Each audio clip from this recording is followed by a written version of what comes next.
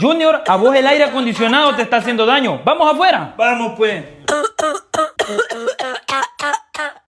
¿Y cómo hiciste eso, Junior? ¿Sabes qué? Te voy a llevar al doctor. Bueno, Junior, con esto se le va a quitar la tos. No se preocupe, doctor. Ahorita se lo pongo quieto.